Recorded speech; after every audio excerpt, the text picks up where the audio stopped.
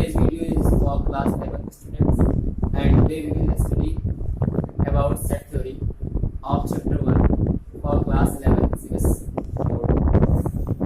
So before we study the chapter set theory, let us discuss about some basic concept of set theory. जैसा कि बच्चों आप सबको पता होगा कि आप लोगों ने क्लास 9th और 10th में शायद ही सेट थ्योरी के बारे में पढ़ा होगा। अब सेट थ्योरी होती क्या है? सेट थ्योरी का मतलब होता है समुच्चय सिद्धांत। अब समुच्चय क्या होता है, सेट थ्योरी क्या होती है, ये ना तो आपने 9th में पढ़ा था ना तो 10th में पढ़ा होगा, या शायद ही आपने कभी देखा होगा। बट हाँ, मैं ये कह सकता हूँ क्लास 8 तक क्लास 7 में कुछ इसके बेसिक कॉन्सेप्ट या बेसिक चीजें इसके बारे में बताई गई थी, जो क्लास 8 और 7 में आपको देखने को मिला होगा, तो आप लोगों ने वहां कहीं पढ़ा होगा। आज हम कुछ इसके बारे में कुछ और भी जानकारियां लेंगे और कुछ आपको बताएंगे कैसे सेट थ्योरी क्या है, इसके क्या रूल होते हैं, क्या इसके थ्योरम्स हैं, क्या how many kinds of sets, ठीक है, और इसके रिलेशंस क्या हैं। तो इन सब चीजों के बारे में हम लोग आज डिस्कस करेंगे इस वीडियो में। तो डिस्कस करने से पहले चलिए हम इसके बारे में कुछ जान लेते हैं कि सेट थ्योरी को डेवलप किसने किया, इसको क्रिएट किसने किया। तो आप सबको पता होगा एक हमारे बड़े मैथमेटिशियन है, जो जर्मन मैथमेटिशियन, जिनका नाम था जॉर्ज कॉन्टर। क्या नाम था? George Cantor. अब जॉर्ज कॉन्टर कौन थे? पता होगा, शायद ही पता होगा।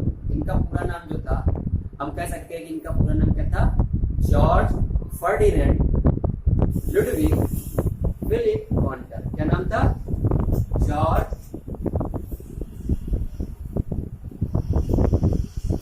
फर्डिनेंड लुडविग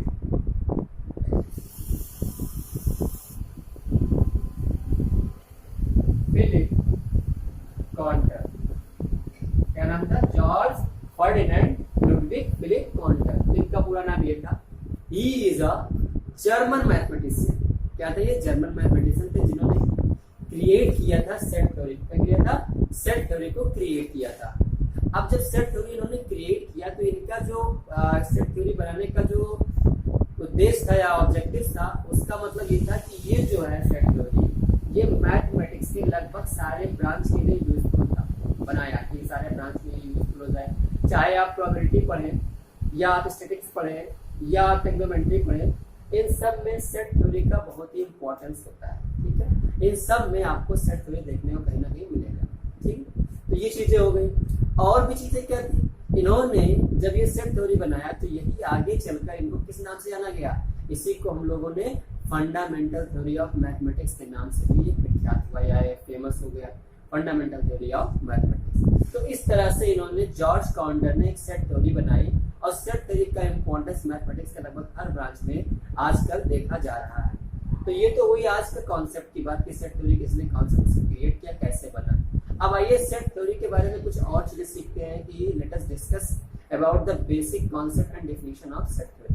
तो before we start a chapter, चलिए आज इसके बारे में हम डेफिनेशन के बारे में जान लेते हैं क्या होता है set theory.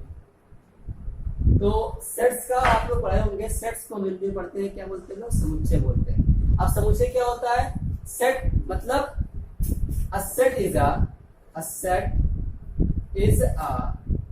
well defined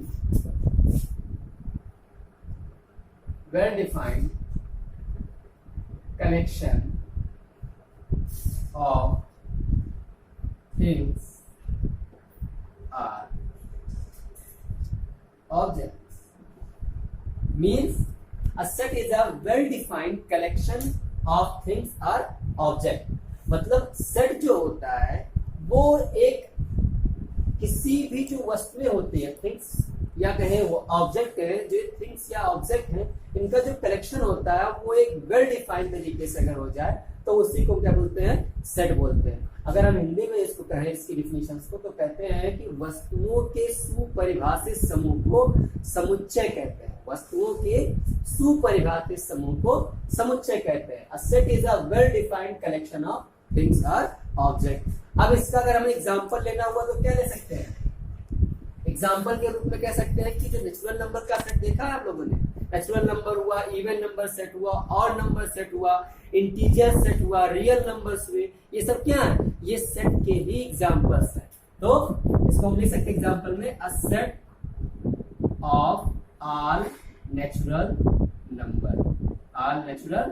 number, या कह सकते हैं अ सेट ऑफ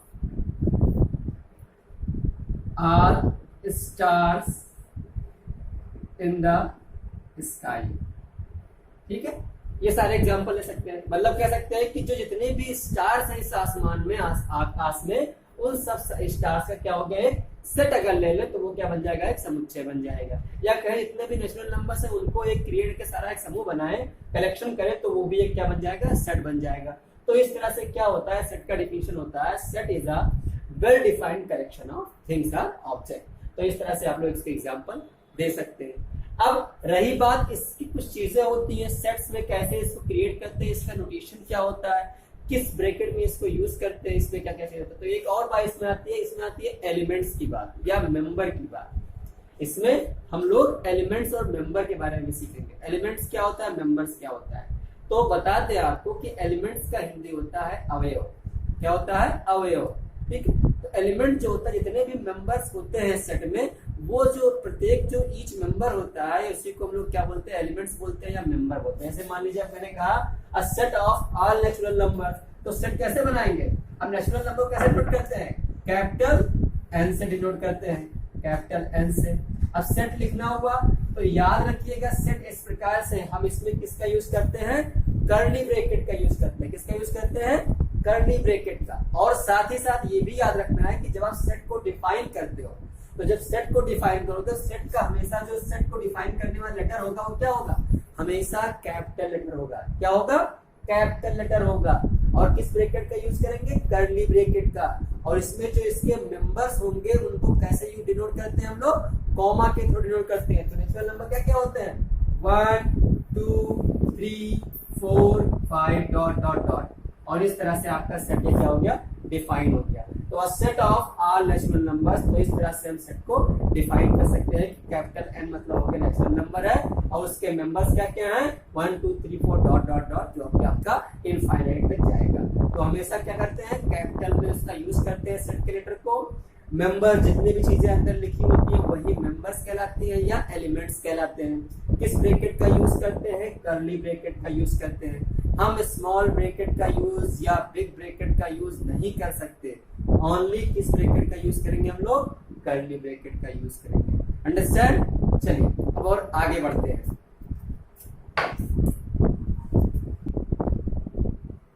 तो आप लोगों को सेट समझ में आ गया क्या होता है सेट। ठीक है, अब अगर सेट समझ में आ गया तो जैसा कि मैंने बताया कि इसके कुछ नोटेशंस होते हैं, कुछ इसमें इंपॉर्टेंस इसके रूल होते हैं, कैसे इसको रिप्रेजेंट करते हैं, कैसे इसको कौन से ब्रैकेट यूज करते हैं, ये सब मैंने आपको बता दिया। अब अगर उसी को अगर आप लोग चाहें तो आप एक अच्छे से नोट्स अगर बनाना चाहें तो नोट्स के थ्रू भी इस तरह से आप नोट्स बना सकते हैं। जैसे मैंने एक सेट का डिफाइन दे दिया, डिफाइन कर सेट क्या होता है, सेट के एग्जांपल दे दीजिए। अब उसके कुछ notations and elements of set, मतलब उसके कुछ कैसे सेट के एलिमेंट्स क्या हैं, उसको कैसे संकेतांक करते हैं, कैसे उसको डिनोट करते हैं, ये चीजें इसके बारे में आप लोग लिख सकते हैं। जैसे मैंने बताया आपको कि object elements or the member of set are synonymous terms, मतलब चाहे आप एलिमेंट्स कहिए, चाहे आप ऑब्जेक्ट कहिए, चाहे आप मेंबर्स कहिए, ये सब क्या है, ये उसके सिनोनिम्स ही हैं। सिनोनिम्स मतलब चाहे आप उसको एलिमेंट्स कह दीजिए, चाहे सेट्स के जो नंबर होते हैं लिखे होते हैं ब्रैकेट्स के अंदर, चाहे उसको ऑब्जेक्ट कहें, चाहे उसको आप मेंबर्स कहें, तीनों में से कुछ भी कहिए उससे कोई मतलब नहीं है। ये तीनों ही चीजें वही एक ही चीज कहलाएगा, जो कि अब सिंपल सा हम लोग हिंदी में बोलते हैं अवयव। ठीक है, या दूसरा चीज क्या होता है, object are usually denoted by the capital letters A B C D. जब भी हम सेट का यूज करते हैं, सेट को जो आपका डिनोट किया था सेट को, वो हमेशा किस लेटर में होता है, ए बी सी डी, जो भी आप लेटर लेंगे वो हमेशा कैपिटल लेटर ही रहेगा। तीसरा मेन पॉइंट इसमें क्या है, elements of a set are represent by the small letters.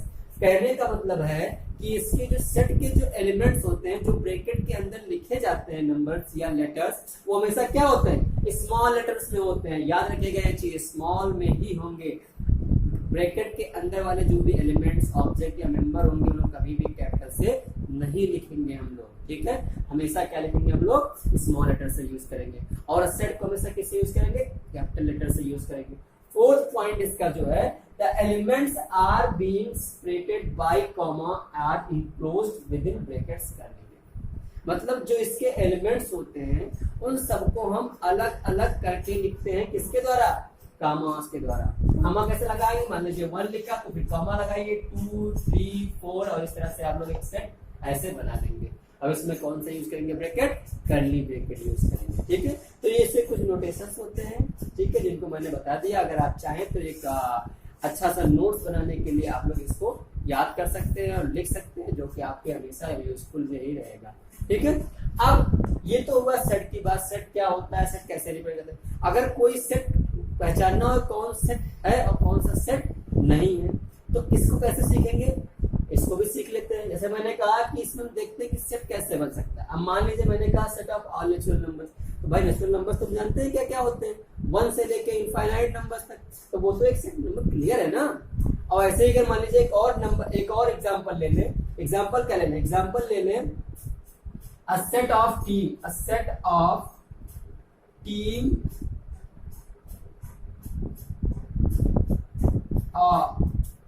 of 11 best cricketers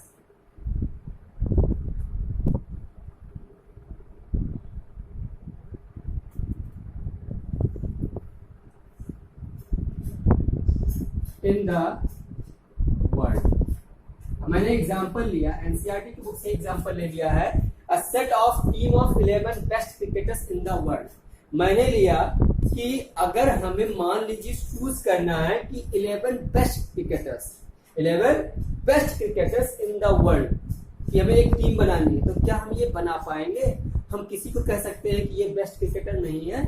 अगर मैं धोनी को निकाल दूं, विराट कोहली को रखूं, तो क्या हम कह सकते हैं कि धोनी बेस्ट क्रिकेटर नहीं है? या हम मैं आशिदा को प्लेयर ले लूं, स्मिथ को निकाल दूं, तो क्या वो बेस्ट क्रिकेटर नहीं है? तो इस तरह से अगर मान लीजिए कोई एक क्वेश्चन आ जाए कि set of team of 11 best cricketers in the world, तो हम इसको एक सेट के थ्रू नहीं बता सकते कि कौन सा 11 जो प्लेयर्स होगा वो सबसे बेस्ट होगा इस वर्ल्ड में पूरे। ठीक है, क्योंकि सारे प्लेयर्स देखा जाए, अगर इंडिया में देखा जाए तो बहुत सारे प्लेयर्स अपने आप को अच्छे हैं, बेस्ट प्लेयर्स हैं, या ऑस्ट्रेलिया में देखें, वेस्ट इंडीज में देखें, साउथ अफ्रीका में टीम से प्लेयर देखें, तो इस तरह के सारे प्लेयर्स अपने आप में एक बहुत अच्छे बेस्ट प्लेयर्स हैं। ठीक है, तो इस तरह से हम 11 बेस्ट टीम्स हम लोग क्रिएट नहीं कर सकते। सब लोग अपने अपने थ्रू से एक अलग अलग तरीके से इमेजिनेशन करके एक 11 टीम बनाएंगे, लेकिन वो पूरा वर्ल्ड का बेस्ट टीम नहीं हो सकता। ठीक है, तो इस तरह का जो सेट होगा वो आपका सेट नहीं कहलाएगा। तो सेट में जो होता है एक वेल डिफाइंड होना चाहिए। क्या होना चाहिए? Well defined collection. इस चीज को याद रखिएगा, वेल डिफाइंड होना चाहिए। ठीक है, कलेक्शन हो लेकिन कैसा हो? वेल डिफाइंड हो, तभी वो सेट आपका कहलाएगा। समझ आई बात? तो इस तरह के क्वेश्चन आएंगे तो आप लोग उसको एक्सरसाइज में ध्यान दीजिएगा। ठीक है, अब चलिए ये तो हुई सेट और उसके नोटेशंस की बात। अब आइए कुछ और जान लेते हैं कि सेट थ्योरी में उसके मेथड कौन कौन से होते हैं। मेथड के बारे में सीख लें। मेथड 2 होते हैं, एक होता है रोस्टर फॉर्म, इसी को हम लोग बोलते हैं टेबुलर मेथड। ठीक है, और एक होता है आपका सिंबॉलिक फॉर्म। ठीक है, सिंबॉलिक फॉर्म क्या होता है तो उसके बारे में भी हम लोग आइए सीख लेते हैं। ठीक है, तो चलिए उसके बारे में भी हम लोग डिस्कस कर लेते हैं। आइए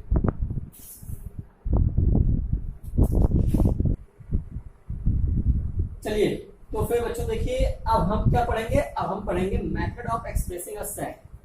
मतलब अब कुछ इसकी विधियां हैं सेट की, कि सेट को किस विधि द्वारा हम इसको कर सकते हैं। ठीक है, तो इसके 2 मेथड होते हैं। एक तो पहला मेथड, जैसे बताया मैंने, पहला मेथड जो आपका है रोस्टर और टेबुलर फॉर्म। क्या होता है? रोस्टर और टेबुलर फॉर्म, जिसी को हम लोग हिंदी में पढ़ते हैं सारणीयक विधि। इसमें क्या होता है? इसमें जो सेट के जो एलिमेंट्स होते हैं, सेट के एलिमेंट्स क्या होते हैं? वो क्या होते हैं? वो लिस्टेड फॉर्म में होते हैं। किसमें होते हैं? लिस्टेड, मतलब एक रिटर्न में लिखा होता है। ठीक है, लिखे हुए होते हैं ऐसे।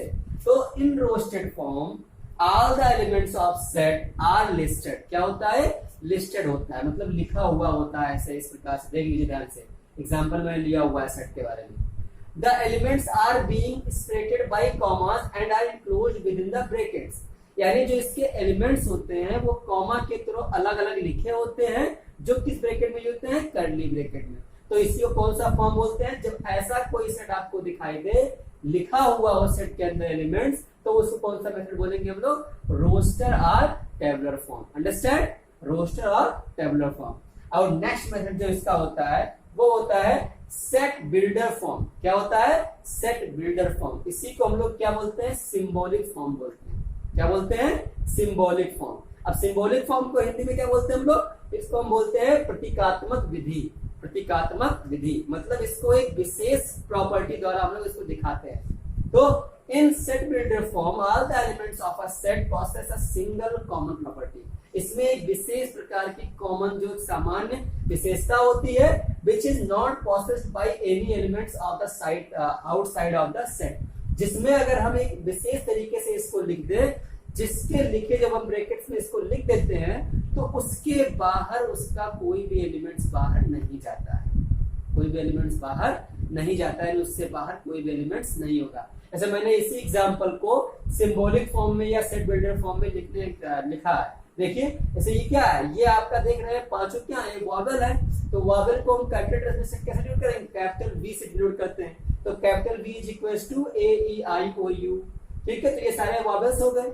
अब इसी को हमें सिंबॉलिक फॉर्म या सेट बिल्डर फॉर्म में लिखना है, तो हम क्या लिखेंगे?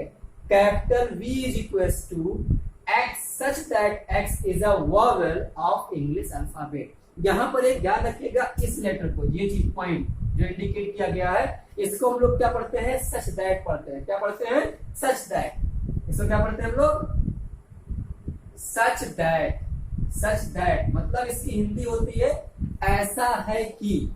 क्या मतलब पढ़ते हैं? ऐसा है कि। ठीक है, तो X such that X is a vowel मतलब X एक ऐसा नंबर है कि वो कैसा है? वो एक वॉवेल है किसका? इंग्लिश अल्फाबेट का। तो देखिए X के जो भी नंबर्स हैं वो सारे के सारे वॉवेल्स हैं कि नहीं है? अब X यहाँ पे कोई रख के देखिए, X A रखेंगे 20 AIOU जो भी रखिए, ये पांचों क्या है? ये सारे क्या है? वॉवेल हैं किसके? इंग्लिश अल्फाबेट के। तो इसको इस प्रकार हम सिंबॉलिक फॉर्म में भी इसको रिप्रेजेंट कर देते हैं। समझ आई बात? तो इसमें हम इस फॉर्म में लिखते हैं।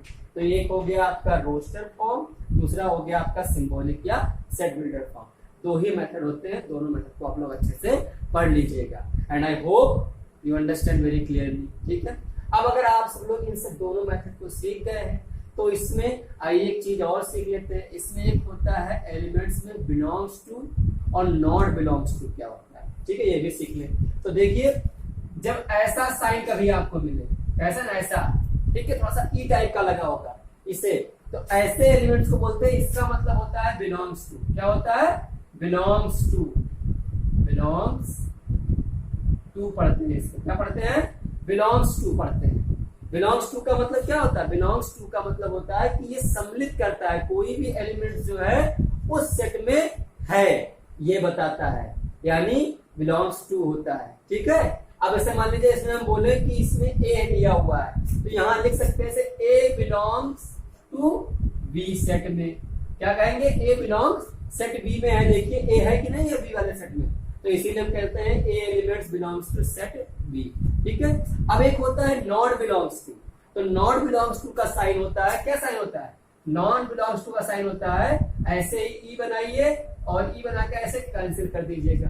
तो इस तरह का मतलब होता है, इसे हम लोग पढ़ते हैं नॉट बिलोंग्स टू। क्या पढ़ते हैं? नॉट बिलोंग्स टू मतलब वो सम्मिलित नहीं करता है। अब मैं कह दूं, अगर दिखाऊं ऐसे कि टी बिलोंग्स टू बी, क्या इसमें कोई टी मेंबर है? कोई एलिमेंट्स टी इसमें है? नहीं है टी, तो टी इसमें बिलोंग करेगा? नहीं करेगा। तो हम क्या करते हैं? इसको कैंसिल करके ऐसे लिख देते हैं, तो T not belongs to B. तो इसमें एक ये भी देख लीजिएगा सिंबल, इन दोनों सिंबल को याद रखिएगा। इसका मतलब होता है बिलोंग्स टू और इसका मतलब होता है नॉट बिलोंग्स टू। तो इस तरह से आप लोग इसको सीख जाएंगे। ठीक है, तो आज बच्चों आज हमने क्या किया? आज हमने डिस्कस किया सेट के बारे में, इसमें कुछ बेसिक कॉन्सेप्ट देखे, कॉन्सेप्ट कैसे आया, किसने क्रिएट किया ये मैंने बताया, इसका डेफिनेशन क्या था ये मैंने बता दिया, इसे कुछ एग्जांपल लिए, सेट कैसे बन सकता है, सेट कौन सा होता है और कौन सा नहीं होता है इसके बारे में डिस्कस किया, और साथ ही साथ मैंने डिस्कस किया आज मेथड ऑफ सेट। ठीक है, दोनों मेथड भी सीख लिए। आई होप यू अंडरस्टैंड, दोनों मेथड को अच्छे तरीके से सीख लिया होगा।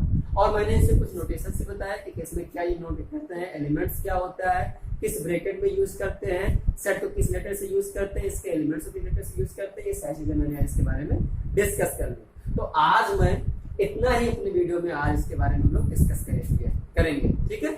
और आगे जो वीडियो आएगा इसका नेक्स्ट पार्ट जो होगा, पार्ट 2 जो होगा, उसमें हम लोग डिस्कस करेंगे टाइप्स ऑफ सेट के बारे में, ठीक है। और उसके कुछ अदर रूल्स के बारे में, रिलेशंस के बारे में हम लोग डिस्कस करेंगे, तो वो हम लोग अगले वीडियोस में डिस्कस करेंगे, ठीक है। तो अभी जितना मैंने पढ़ाया आपको, उसके लिए अगर आप चाहें तो एक अच्छा सा नोट्स बना सकते हैं, कॉपी लीजिए और उस पर नोट्स बनाइए। और साथ ही साथ एक बात और कहना चाहूंगा कि जितने भी चीजें आपने पढ़ी हैं, ये सब आपका एक्सरसाइज 1.1 के लिए सफिशिएंट है। तो एनसीईआरटी की जिसके पास बुक है बच्चों, वो सारे लोग अपना अपना एनसीईआरटी की बुक ओपन करें और देखें एक्सरसाइज 1.1 सॉल्व करके चेक कीजिए कि जितने मैंने पढ़ाया इस मेथड से क्या आपका एक्सरसाइज 1.1 सॉल्व होता है या नहीं, ठीक है।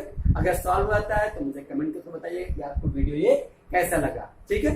कमेंट में जरूर बताइएगा कि वीडियो कैसा है, ठीक है, आपको कैसा बेनिफिट मिल रहा है इससे, या यूजफुल है या नहीं है, ठीक है।